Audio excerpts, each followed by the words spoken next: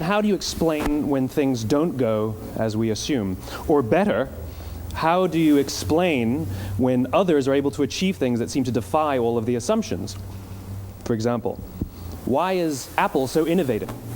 Year after year after year after year, they're more innovative than all their competition. And yet, they're just a computer company. They're just like everyone else. They have the same access to the same talent, the same agencies, the same consultants, the same media. Then why is it that they seem to have something different? Why is it that Martin Luther King led the civil rights movement? He wasn't the only man who suffered in a pre-civil rights America, and he certainly wasn't the only great orator of the day. Why him? And why is it that the Wright brothers were able to figure out controlled powered manned flight when there were certainly other teams who were better qualified, better funded, and they didn't achieve powered manned flight, and the Wright brothers beat them to it? There's something else at play here. About 3.5 years ago, I made a discovery, and this discovery profoundly changed my view on how I thought the world worked, and it even profoundly changed the way in which I operate in it. As it turns out, there's a pattern. As it turns out, all the great and inspiring leaders and organizations in the world, whether it's Apple or Martin Luther King or the Wright brothers, they all think, act, and communicate the exact same way, and it's the complete opposite to everyone else. All I did was codify it. And it's probably the world's simplest idea.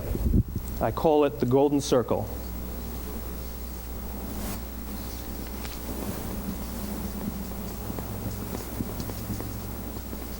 Why, how, what? This little idea explains why some organizations and some leaders are able to inspire where others aren't. Let me define the terms really quickly. Every single person, every single organization on the planet knows what they do, 100%. Some know how they do it, whether you call it your differentiating value proposition or your proprietary process or your USP.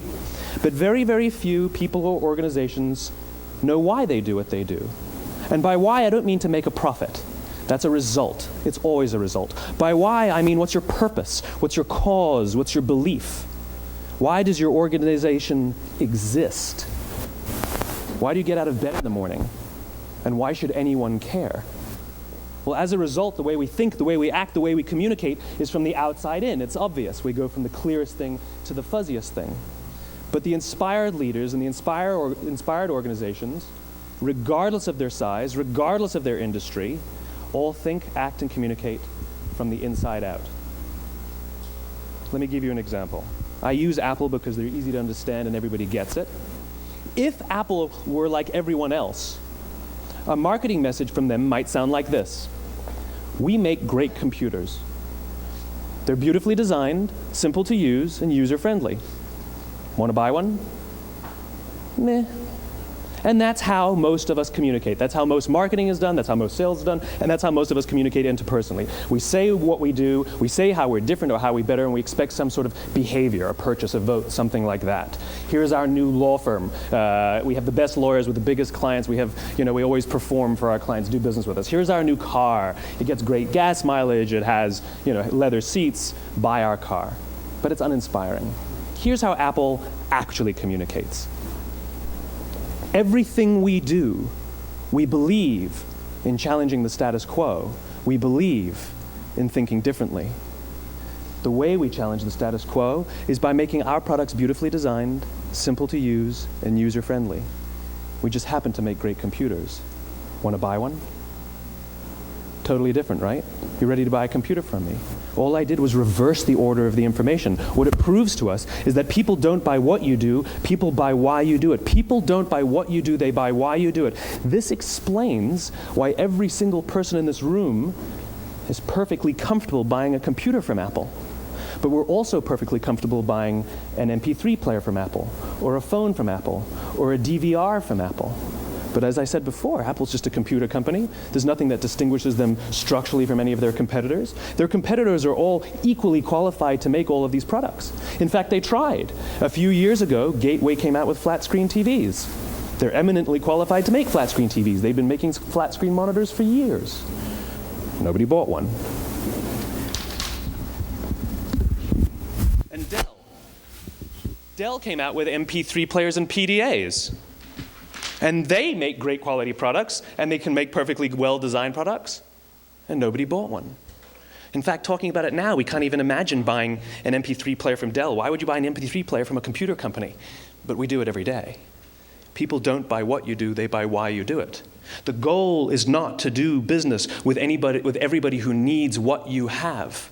The goal is to do business with people who believe what you believe. Here's the best part. None of what I'm telling you is my opinion. It's all grounded in the tenets of biology, not psychology, biology. If you look at a cross-section of the human brain, looking from the top down, what you see is the human brain is actually broken into three major components that correlate perfectly with the golden circle.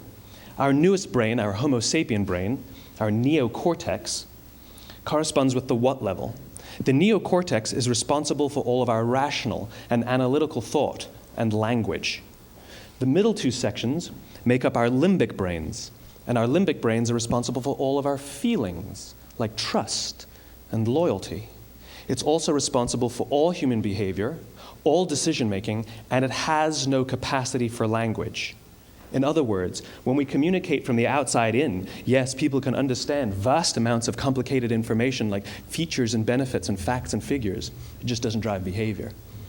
When we communicate from the inside out, we're talking directly to the part of the brain that controls behavior, and then we allow people to rationalize it with the tangible things we say and do. This is where gut decisions come from.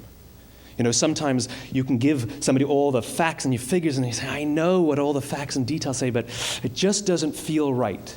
Why would we use that verb? It doesn't feel right. Because the part of the brain that controls decision-making doesn't control language. And the best we can muster up is, I don't know, it just doesn't feel right. Or sometimes you say you're leading with your heart or you're leading with your soul. Well, I hate to break it to you, those aren't other body parts controlling your behavior. It's all happening here in your limbic brain, the part of the brain that controls decision-making and not language. But if you don't know why you do what you do, and people respond to why you do what you do, then how will you ever get people to vote for you or buy something from you, or more importantly, be loyal and want to be a part of what it is that you do? Again, the goal is not just to sell people who need what you have. The goal is to sell to people who believe what you believe. The goal is not just to hire people who need a job. It's to hire people who believe what you believe. I always say that, you know, there's if you hire people just because they can do a job, they'll work for your money. But if you hire people who believe what you believe, they work for you with blood and sweat and tears. And nowhere else is there a better example of this than with the Wright brothers. Most people don't know about Samuel Pierpont Langley. And back in the early 20th century, the pursuit of powered man flight was like the dot-com of the day. Everybody was trying it. And Samuel Pierpont Langley had what we assume to be the recipe for success. I mean, even now, you ask people, why did your product or why did your company fail? And people always give you the same permutation of the same three things.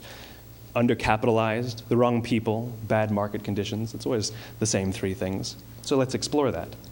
Samuel Pierpont Langley was given $50,000 by the War Department to figure out this flying machine. Money was no problem. He held a seat at Harvard and worked at the Smithsonian and was extremely well connected. He knew all the big minds of the day. He hired the best minds money could find, and the market conditions were fantastic. The New York Times followed him around everywhere, and everyone was rooting for Langley. And how come we've never heard of Samuel Pierpont Langley? A few hundred miles away in Dayton, Ohio, Orville and Wilbur Wright. They had none of what we consider to be the recipe for success. They had no money. They paid for their dream with the proceeds from their bicycle shop. Not a single person on the Wright brothers' team had a college education, not even Orville or Wilbur. And the New York Times followed them around nowhere. The difference was Orville and Wilbur were driven by a cause, by a purpose, by a belief. They believed that if they could figure out this flying machine, it'll change the course of the world. Samuel Pierpont Langley was different.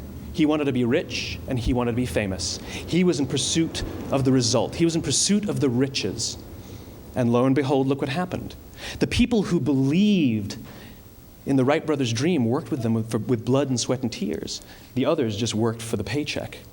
And they tell stories of how every time the Wright brothers went out, they would have to take 5 sets of parts because that's how many times they would crash before they came in for supper. And eventually, on December 17th, 1903, the Wright brothers took flight. And no one was there to even experience it. We found out about it a few days later. And further proof that Langley was motivated by the wrong thing, the day the Wright brothers took flight, he quit. He could have said, "That's an amazing discovery, guys. Now we'll improve upon your technology." But he didn't. He wasn't first. He didn't get rich. He didn't get famous. So he quit. People don't buy what you do, they buy why you do it. And if you talk about what you believe, you will attract those who believe what you believe. Well, why is it important to attract those who believe what you believe? Something called the law of diffusion of innovation. And if you don't know the law, you definitely know the terminology. The first 2.5% of our population are our innovators. The next 13.5% of our population are our early adopters. The next 34% are your early majority, your late majority, and your laggards. The only reason these people buy touch-tone phones is because you can't buy rotary phones anymore. We all sit at various places at various times on the scale, but what the law of diffusion of innovation tells us is that if you want mass market success or mass market acceptance of an idea, you cannot have it until you achieve this tipping point between 15 and 18% market penetration, and then the system tips. And I love asking businesses, what's your conversion on new business? And they love to tell you, oh, it's about 10%, proudly. Well, you can trip over 10% of the customers. We all have about 10% who just get it. That's how we describe them, right? That's like that gut feeling, oh, they just get it. The problem is, how do you find the ones that just get it before you're doing business with them versus the ones who don't get it? So it's this here, this little gap, that you have to close, as Geoffrey Moore calls it, crossing the chasm. Because you see, the early majority will not try something until someone else has tried it first. And these guys, the innovators and the early adopters, they're comfortable making those gut decisions. They're more comfortable making those intuitive decisions that are driven by what they believe about the world, and not just what product is available. These are the people who stood online for 6 hours to buy an iPhone when they first came out, when you could have just walked into the store the next week and bought one off the shelf. These are the people who spent $40,000 on flat screen TVs when they first came out, even though the technology was substandard. And by the way, they didn't do it because the technology was so great. They did it for themselves. It's because they wanted to be first. People don't buy what you do, they buy why you do it. And what you do simply proves what you believe. In fact, people will do the things that prove what they believe. The reason that person bought the iPhone in the first 6 hours, or stood in line for 6 hours, was because of what they believed about the world and how they wanted everybody to see them. They were first. People don't buy what you do, they buy why you do it. So let me give you a famous example, a famous failure and a famous success of the law of diffusion of innovation. First, the famous failure. It's a commercial example. As we said before a second ago, the recipe for success is money and the right people and the right marketing conditions, right? You should have success then. Look at TiVo. From the time TiVo came out about 8 or 9 years ago to this current day, they are the single highest quality product on the market. Hands down, there is no dispute. They were extremely well funded. Market conditions were fantastic. I mean, we use TiVo as a verb. I TiVo stuff on my piece of junk Time Warner DVR all the time. But TiVo is a commercial failure. They've never made money. And when they went IPO, their stock was at about $30 or $40 and then plummeted, and it's never traded above 10. In fact, I don't think it's even traded above 6, except for a couple of little spikes. Because you see, when TiVo launched their product, they told us all what they had. They said, we have a product that pauses live TV, skips commercials, rewinds live TV, and memorizes your viewing habits without you even asking. And the cynical majority said, we don't believe you, we don't need it, we don't like it, you're scaring us. What if they had said, if you're the kind of person who likes to have total control over every aspect of your life, boy, do we have a product for you. It pauses live TV, skips commercials, memorizes your viewing habits, etc., etc.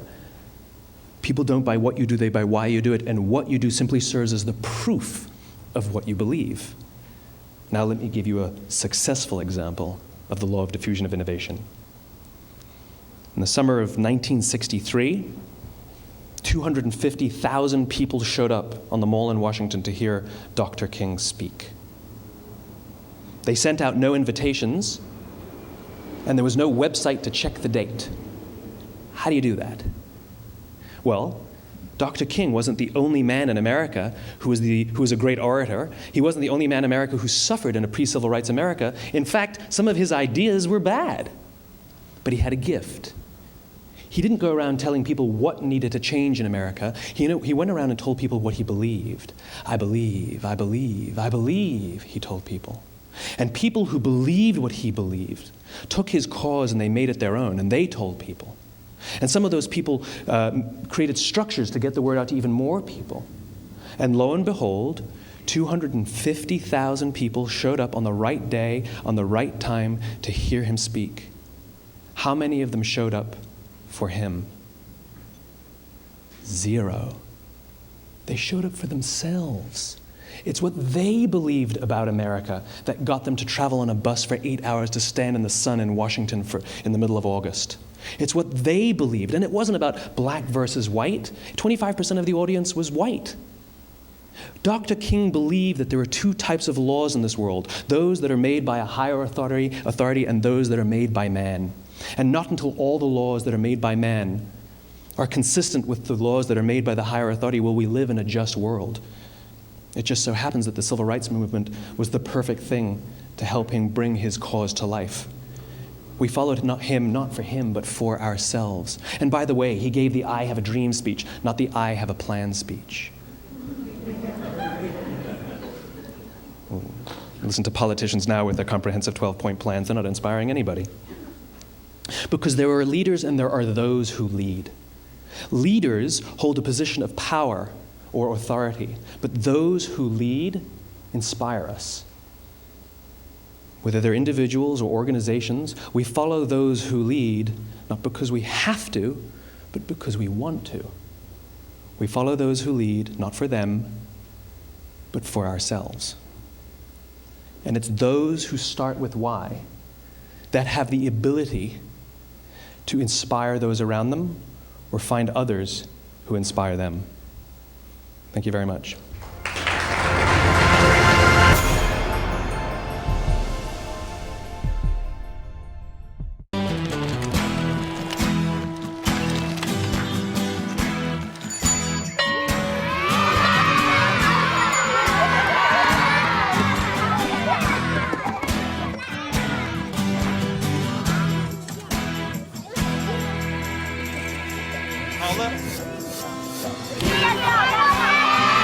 Sharing.